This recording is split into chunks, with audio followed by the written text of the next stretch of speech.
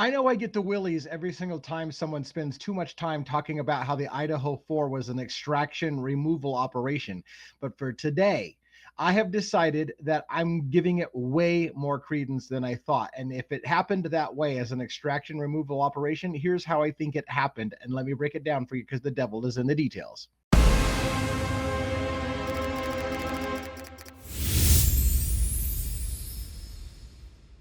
Now, again, I've gone on the record as saying that I don't think it was an extraction removal operation, meaning that some people believe that in the Idaho 4 case, nobody actually died in that house, that there was nothing that actually happened. It's all just a giant psyop. There was some other reason in which people were extracted from the house and they're in witness protection. And I've kind of not given that too serious of consideration. I do think that people died in the house. And yet I finally came to the conclusion today that you can have your cake and you can eat it too. People did die in the house and others were extracted. And here's how it happened if I were to make the logical argument. Now, this is not 100% verified with receipts, but I'm going to work through a lot of rumors that you've heard, a lot of rumors that I've heard, some of which I can put a lot of teeth to. Others, maybe it's just rumors and nothing to it. But here's how it would work. Now, the situation would be, there were rumors that Maddie had flushed drugs in the house. Do you remember the rumors about how she had flushed maybe $300,000 worth of drugs in the house? It was a very specific number that I heard in the rumors that I heard about Maddie flushing drugs in the house. There was an indication that neither Kaylee nor Maddie did drugs. Xana, however, and Ethan did drugs. Remember also, Ethan didn't live in that house. He would visit Xana, but he didn't live in the house. And by the way, keep in mind, there is arguments to be made. Some people are questioning whether or not Xana and Ethan were even there in the house that night. That's a possibility in my scenario. And I swear, never thought I'd be making this video. And yet, as I worked through it, I said, oh, I've got to at least tell you how this could work out in my logic. And it sounds a little convoluted, I'll get that, but hear me out. If it was true, several things that we've heard rumors for many, many, many years. And by the way, this is going to paint Dylan in a new light and maybe even in a positive light. It might even paint Bethany in a positive light and might explain the missing 8-hour 911 call that everybody's busting their nuts for. Okay, they don't have nuts. I know some people have the rumors that Dylan has nuts. Let's let that one go. I'm not going down that rabbit hole. Point being is that people have speculated about the 911 call and being proof that the girls are lying. And yeah, what if they are lying? But what if they're lying because they're working with the feds? What if that they're under direction to lie? And how horrible would it be for them that some of us in the true crime community would kick them in the teeth constantly for being liars? Because we do know they're lying. They are lying. But what if they're lying under direction of the federal government or the police department or a multi-jurisdictional task force? And here's how that would go. The rumor is that Dylan's boyfriend, Quinn, right, was a drug dealer, perhaps connected his father to the Aryan Knights. These are rumors that have been out there. Many people will say that the receipts do exist, that Quinn, Dylan's boyfriend, was connected. His father was with the Aryan Knights, and that they were running drugs through the house. Now, we also know, again, Xana and Ethan maybe were into drugs, but many, many, many people have said Kaylee wasn't into drugs. Maddie wasn't into drugs. That wasn't their thing. They drank a lot, yes. They were promiscuous, maybe. Well, Kaylee, perhaps. But the point being is that they weren't into drugs. That was a known thing. So there was also the rumors that many people said Dylan didn't really like didn't like Kaylee.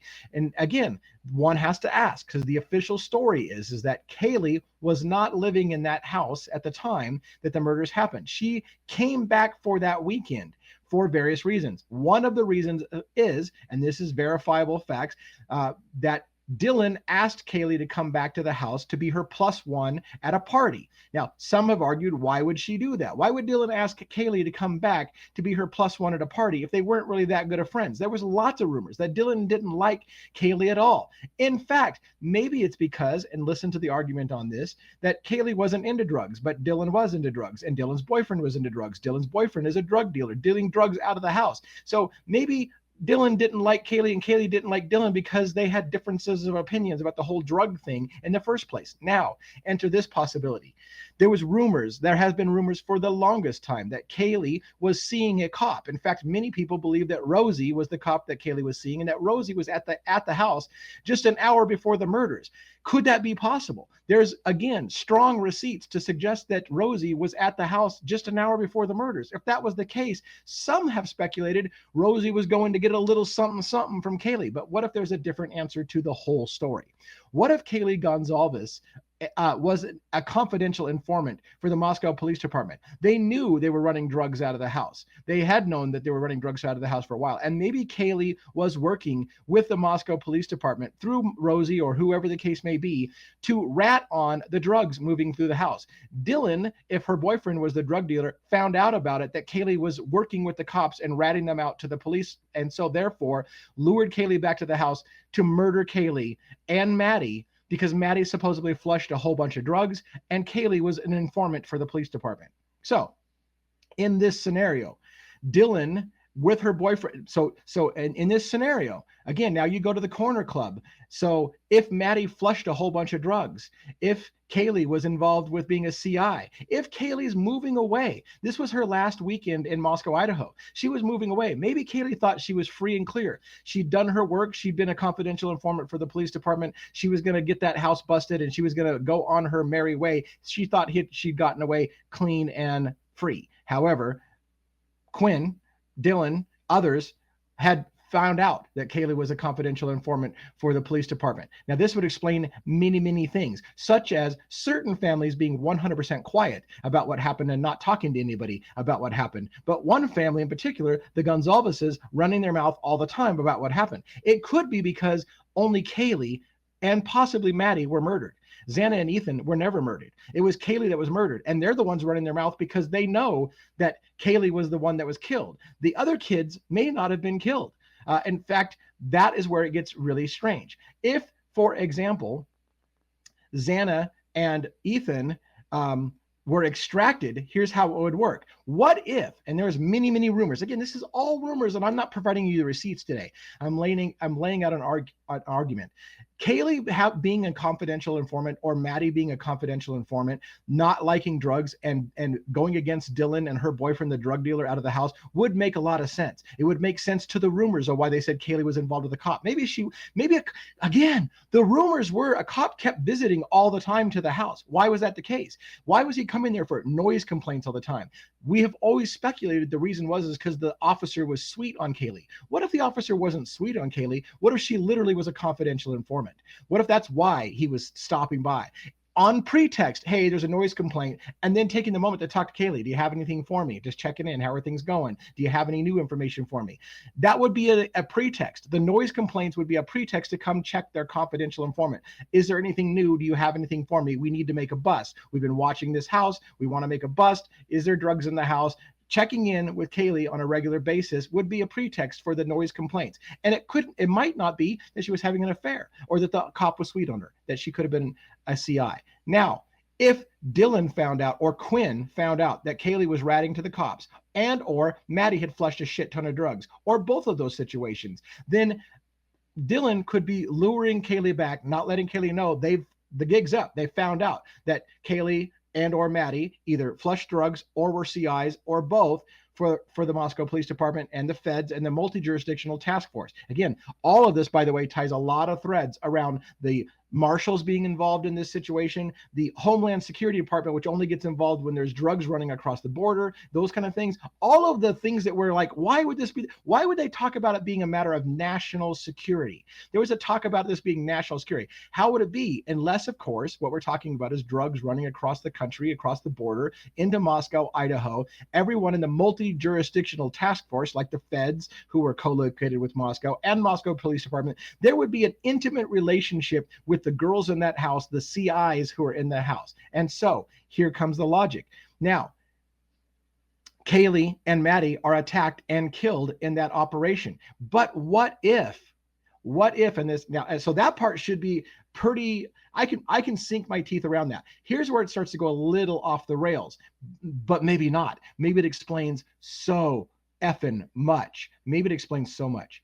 If Ethan, who wasn't supposed to be there in the house, was in the house and surprised the attackers. And I still think there was more than one attacker.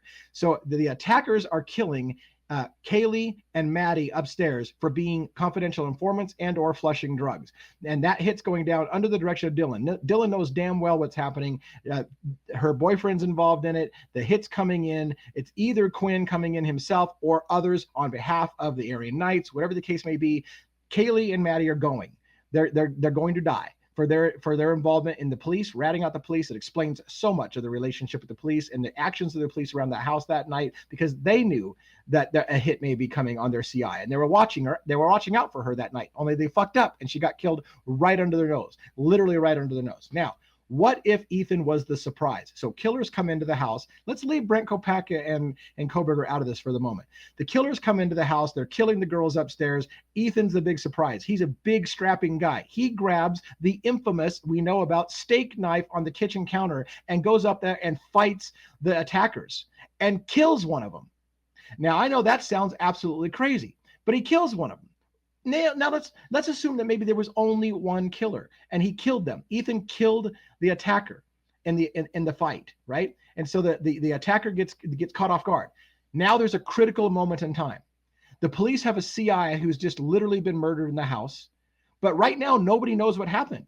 The killer's been killed, the hitman's been killed, but the bad guys, the people who ordered the hit, don't know that the killer's been killed yet. They don't know that their guy's been killed yet. So now there's time for a cleanup, an extraction operation. Ethan and Xana are given the option.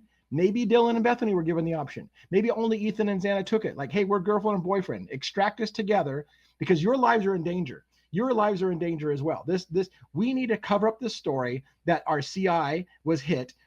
And because the killer was hit, the bad guys don't know what happened. The killer didn't get away to go tell them, hey, look, here's what happened in the house. So they have an opportunity. The killer has been killed. And so now they have an opportunity to cover up what happened. They need eyewitnesses to say what happened. So Dylan and Bethany remain to tell the story so that the people who ordered the hit think it really went down. Now, again, that case starts to fall apart if Dylan herself brought the hit in through her boyfriend, Quinn. Why would they risk Dylan telling her own boyfriend, hey, look, this is all a giant fucking psyop and two of the people got extracted and this is what really happened? So maybe that theory that it was Dylan's boyfriend that came in could break down under this idea. But the idea is, here's where it would start to make a lot of sense what happened. We know, according to Ann Taylor, that there was evidence of a cleanup at the scene. Dylan told police officers that that they had cleaned up. And when asked about that, well, what do you mean you cleaned up? And she's like, I don't think you're going to find DNA of the killer in the house because we cleaned up. And I can't believe she said that, but she literally said that to the Idaho State Police. I don't think you're going to find the killer's DNA because we cleaned up. And he's like, well, what do you mean you cleaned up? Well, it's father's or parents' weekend or whatever the case may be. And they're like, well, yeah, but wouldn't you have cleaned up the house before the killers came? Oh, yeah. It didn't make sense to them. I think she screwed up. I think they literally cleaned up. And maybe Dylan didn't understand, because maybe Dylan was involved in the feds telling her, look, we're going to clean this thing up. We're going to make it look like a certain thing. We're going to let the Aryan Knights think that the hit went through and that their hitman just got killed in the accident, but that 4 people died, or whatever the case may be. They're going to tell a story to the bad guys who ordered the hit, that the hit went down semi-successfully, but maybe their bad guy got killed in the aftermath when he got attacked, because Ethan surprised him with a steak knife in the house and killed him. Now, under this idea, it explains why there's a delay. Many people say the police were there that night before the 911 call. And no shit, if they were CIs, if Maddie and Kaylee were CIs, of course the police are already there at the house. They know what happened. And that's the other thing I keep telling you. People keep asking, why didn't they follow up with this? Why didn't they follow up with that? And I keep telling you, and I'm not joking when I say this, there's a reason why you don't ask a question, because you already know the answer. If Kaylee and Maddie were CIs that got killed in that house, then the questions about why, let's probe further. What happened? Why did this happen? The reasons why they're not asking the questions, because they know what happened. They know what happened.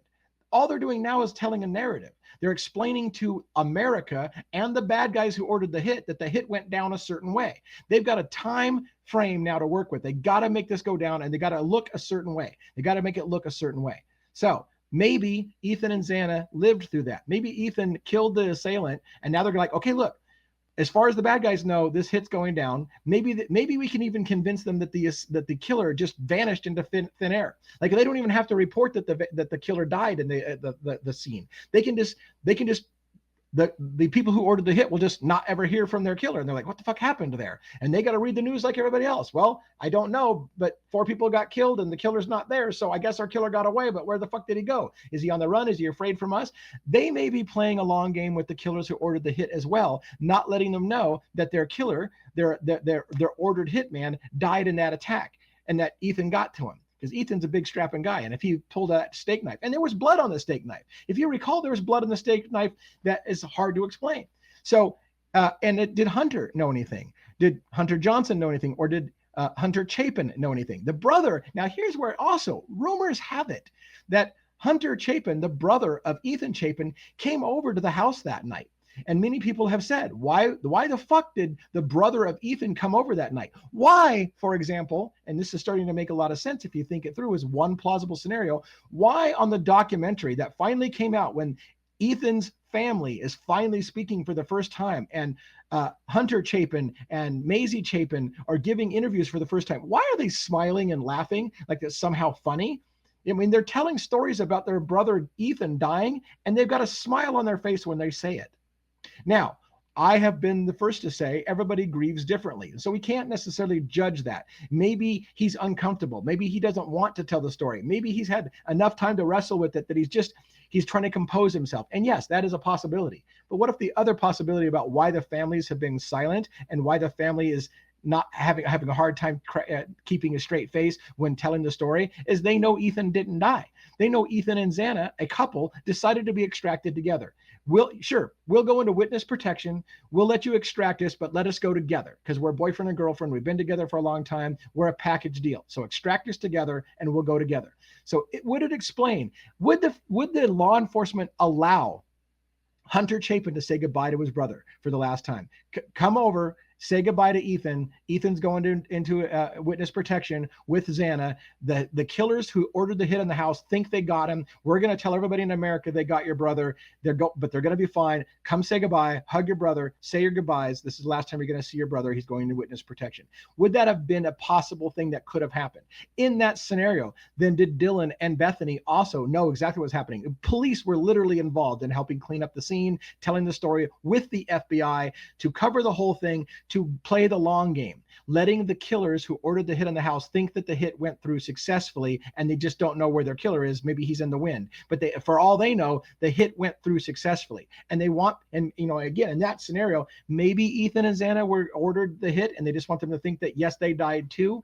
Whatever the case may be, they're lying about Ethan and Xana possibly. Or, there's a scenario that Ethan fought back, killed the assailant, and also died because they both succumbed to their wounds. But that's the question you have to ask yourself. Is it really actually all that far-fetched to think that both things happened? People really did die in that house, but not everyone that they said that died in that house. And did they take the opportunity to extract two of the students?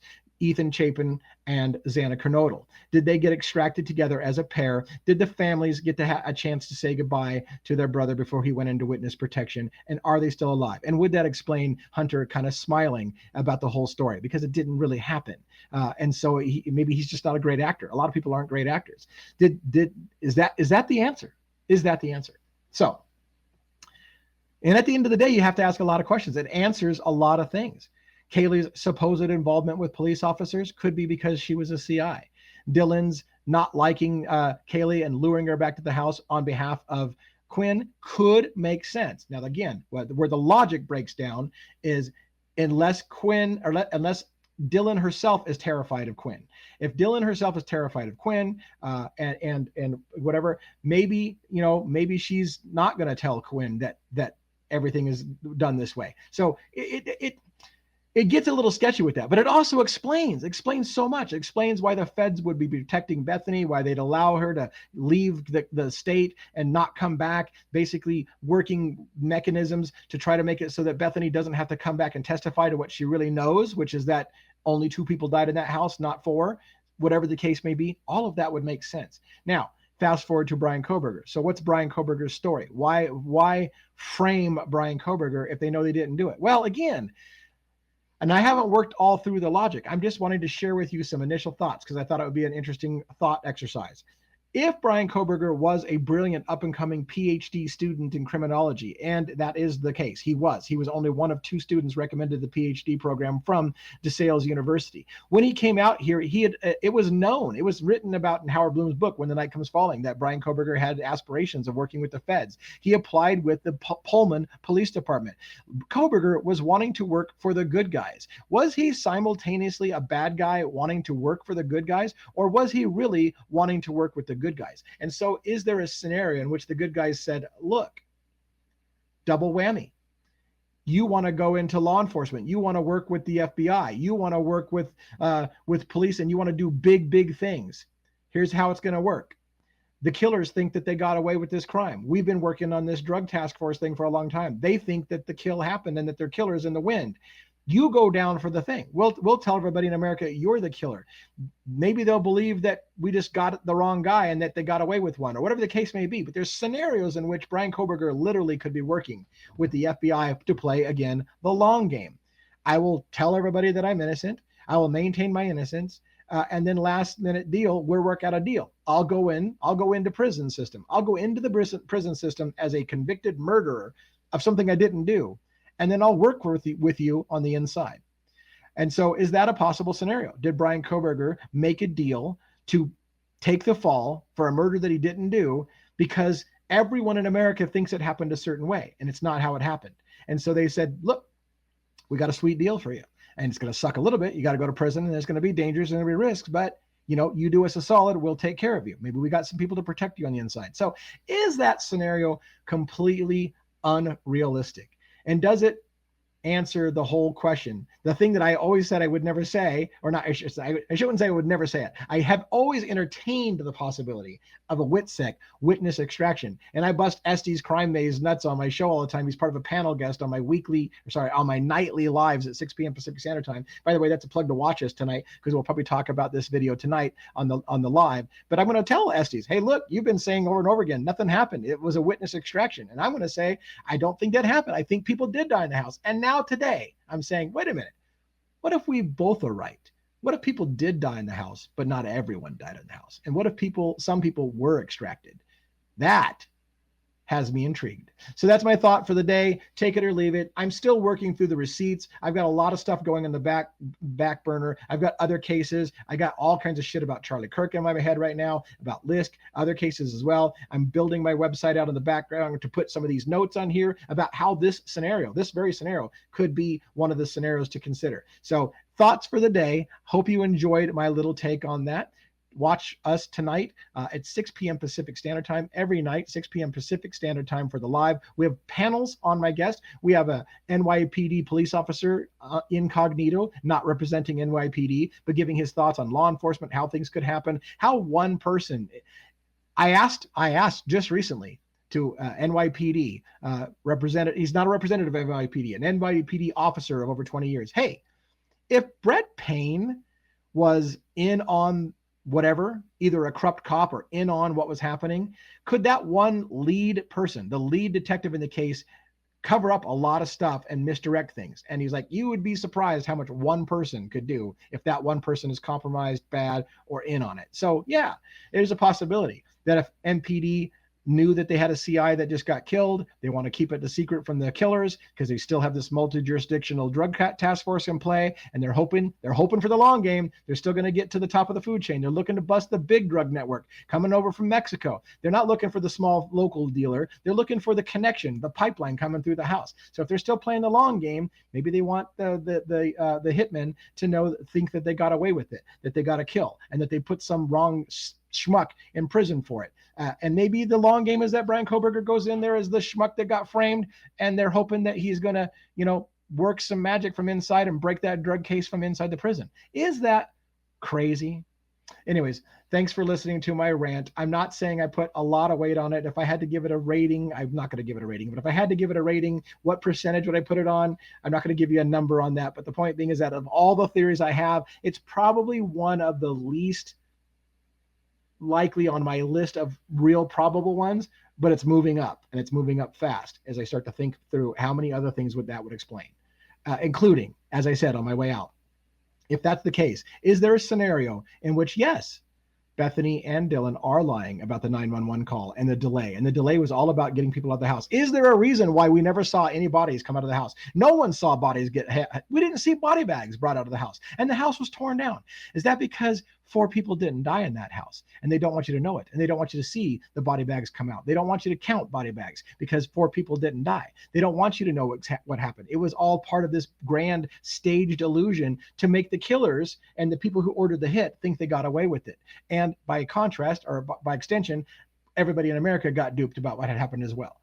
Okay, I keep saying I'm going to wrap up, but the last part I want to make is about that whole possible sympathy issue for the Dylan and Bethany. What if they're actually doing orders? What if they're under orders by the police to lie about what they saw, to just say you saw this? Maybe that explains why Dylan was led. Are you sure you didn't see bushy eyebrows? We need to have you say you saw bushy eyebrows. You were like, hey, they led them. Yeah, maybe they did lead them, because maybe Dylan and Bethany literally know that it didn't happen the way that they said, and they're lying for the police department or the feds or whatever to play the long game. And so while we're busting their nuts and acting like they're the worst human beings in the world potentially for lying because you're lying, yes, maybe they are lying, and maybe they're lying under orders. Wow, that's a lot to think about. Thanks for listening. Have a great day.